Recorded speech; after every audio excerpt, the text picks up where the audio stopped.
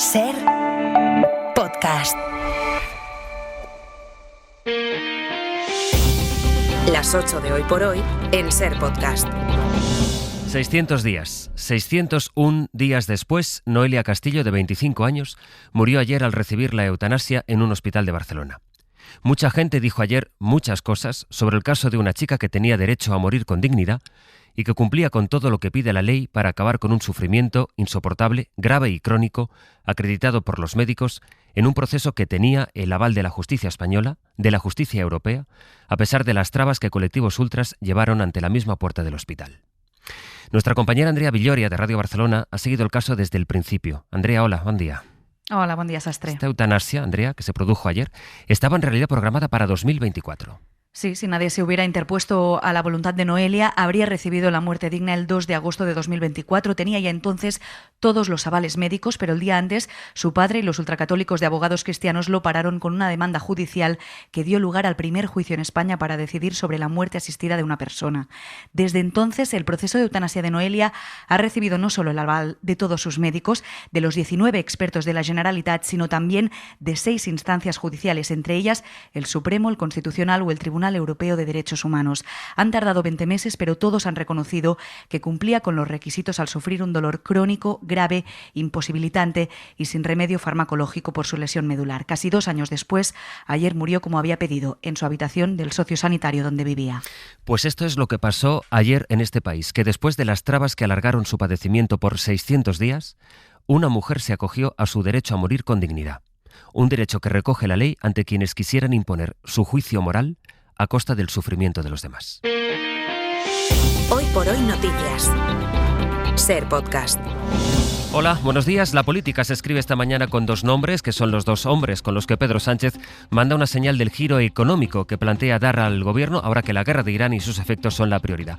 El ministro Carlos Cuerpo, de perfil técnico, dialogante, sin la carga política de María Jesús Montero, va a ser el vicepresidente primero. Y Arcadia España, economista que forma parte de la ejecutiva del Partido Socialista, será el nuevo responsable de Hacienda, a quien, por tanto, va a corresponder presentar los presupuestos, si es que se presentan, y negociar la financiación autonómica. Carlos está haciendo un trabajo excepcional al frente del Ministerio de Economía y estoy convencido de que será un fantástico vicepresidente primero de Economía. Arcadi es licenciado en Ciencias Económicas y Empresariales, es una persona en consecuencia recta, inteligente, comprometida y que, estoy convencido, junto a Carlos Cuerpo, ayudará a mantener a España en la senda de transformación y responsabilidad fiscal y prosperidad por la que venimos avanzando desde hace ya casi 8 años. Son 2 perfiles, digamos, más técnicos y hay en eso ya un mensaje político de Pedro Sánchez, que quiere priorizar la economía con un equipo de gobierno que plantea que sea ya el que llegue a las próximas generales. Guillermo Lerma, buenos días. ¿Qué tal? Buenos días. Sánchez elige como número 2 a un perfil técnico asociado a la gestión, de talante sosegado en un momento en el que el sosiego cotiza a la baja en política y además sin carnet socialista. Con el nombramiento de Carlos Cuerpo se lanza un mensaje claro de apuesta total a la marcha de la economía, que es de los pocos asuntos que permite dar buenas noticias al presidente. En la Moncloa creen que la evolución de la guerra de Irán va a condicionar lo que queda de legislatura y por eso, ante la incertidumbre internacional, se opta por reforzar lo que funciona. Relevante es también la elección de Arcadia España como titular de Hacienda, una de las carteras de más poder real, desde la que el hasta ahora secretario de Estado de Política Territorial jugará un papel clave. Tras la marcha de María Jesús Montero, se encargará junto a Félix Bolaños de engrasar la maquinaria de la coalición internamente y con los socios para intentar cumplir con el deseo de Pedro Sánchez, que es llevar la legislatura hasta el año 2027. La comparecencia de Sánchez y su anuncio se produjo después de que el Gobierno consiguiera que el Congreso convalidara el decreto con las medidas económicas frente a la guerra, sobre todo esa rebaja del IVA del gasoil y la gasolina. José Coello, buenos días.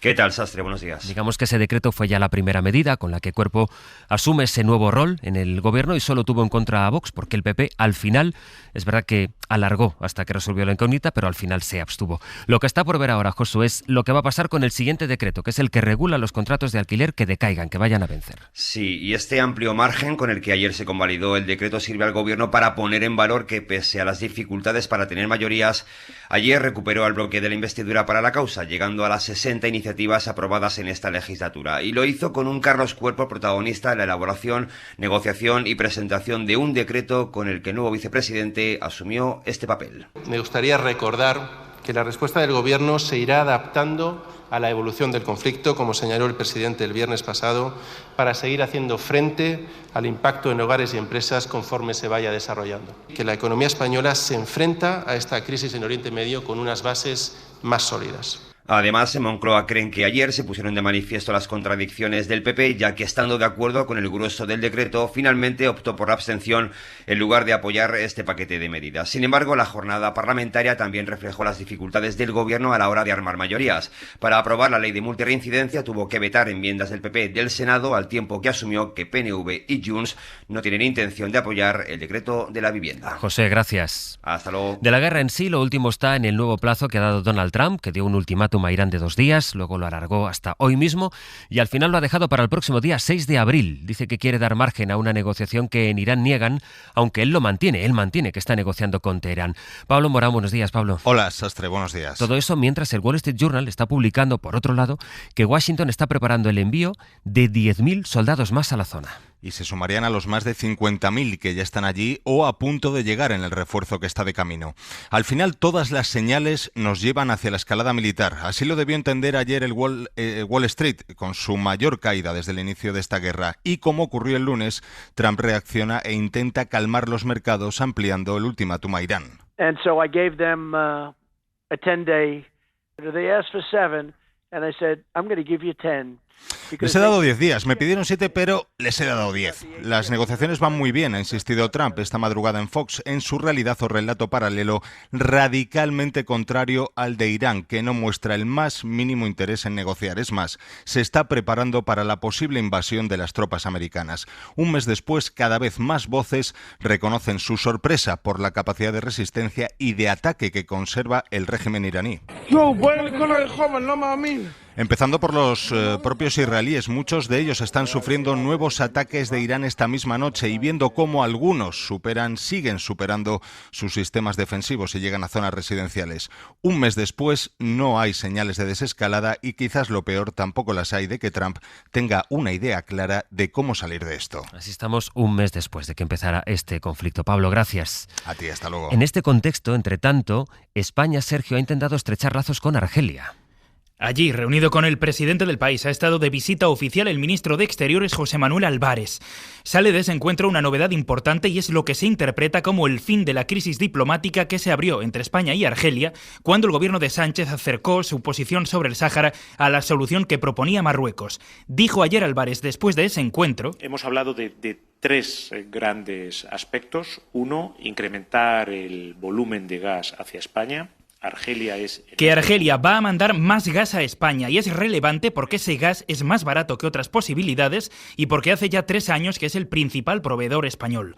Además, el presidente argelino trasladó la voluntad de reactivar el Tratado de Amistad que quedó suspendido en 2022, todo el mismo día en que Irán publicó un comunicado en el que afirma que no considera a España hostil y que se muestra receptivo ante las solicitudes de Madrid, texto que acompañó de una foto del estrecho de Hormuz con la que daba a entender que dejará pasar a España, aunque Álvarez prefirió no hacer valoraciones.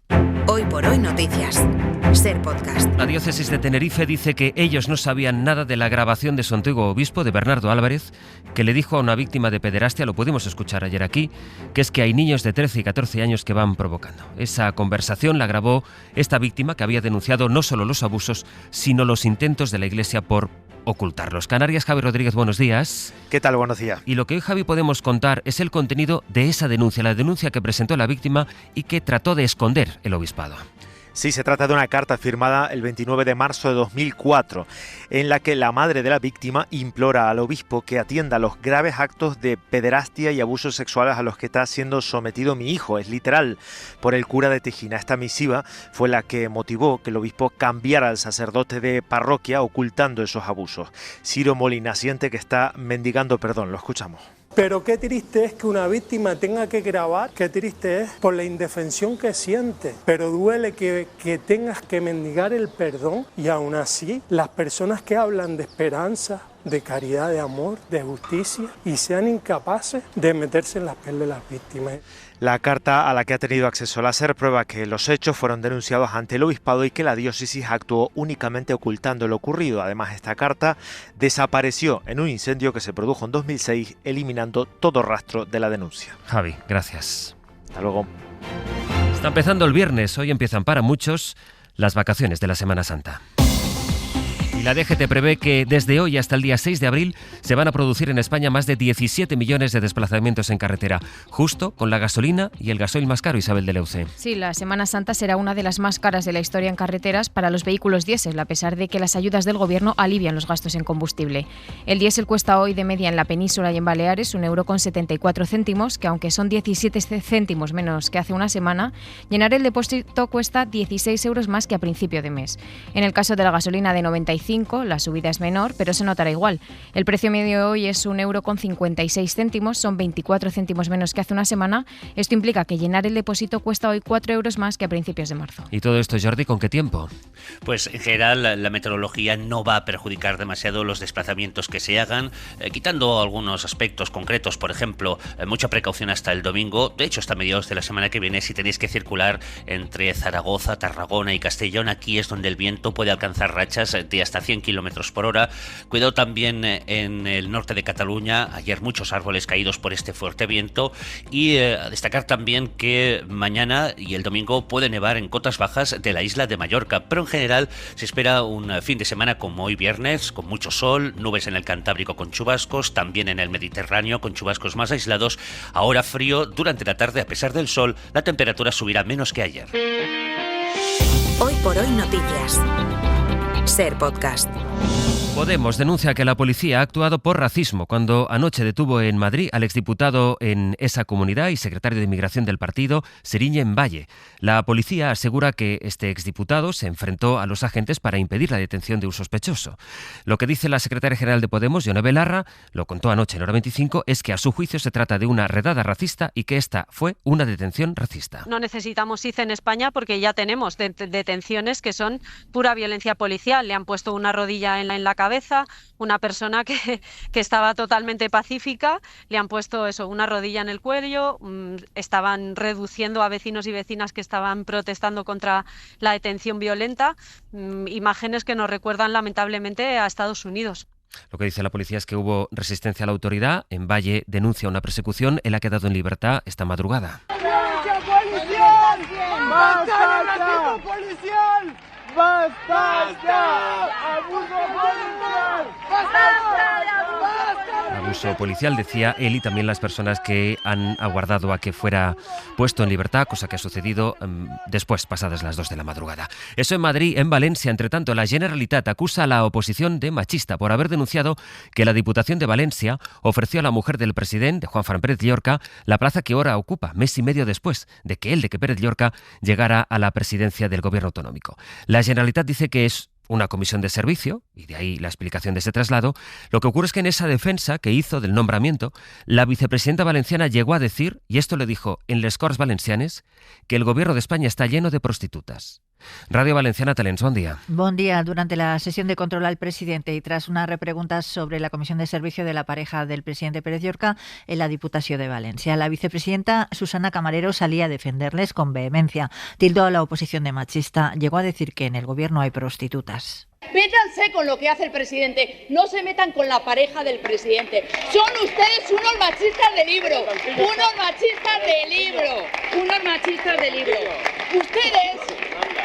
Ustedes que consienten abusadores, que consienten que el gobierno esté lleno de prostitutas, que consienten el uso público que ha hecho el gobierno pagando a las prostitutas. Ustedes se vienen aquí a rasgar las vestiduras con una comisión de servicio.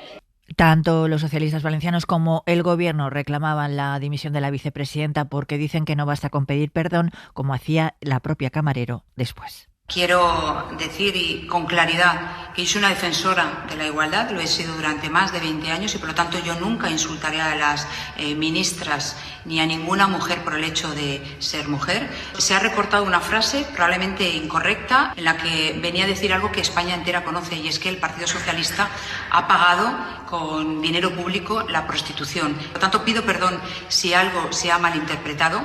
Camarero se refería a José Luis Ábalos, afirma que fue un lapsus evidente. Esa expresión de pido perdón si es que algo se ha malinterpretado. La frase la han podido escuchar ahora.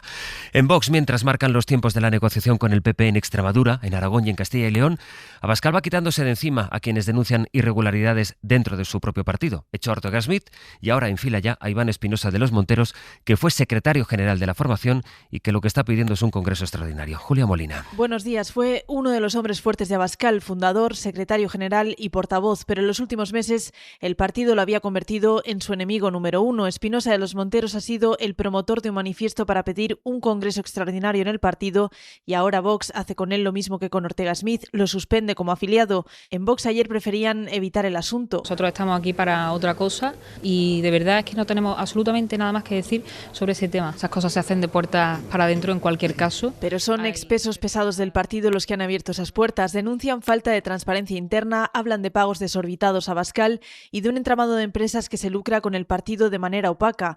Espinosa, Ortega Smith y otros exdirigentes, como el murciano José Ángel Antelo, denuncian además una persecución a la crítica y un desprecio por la democracia interna.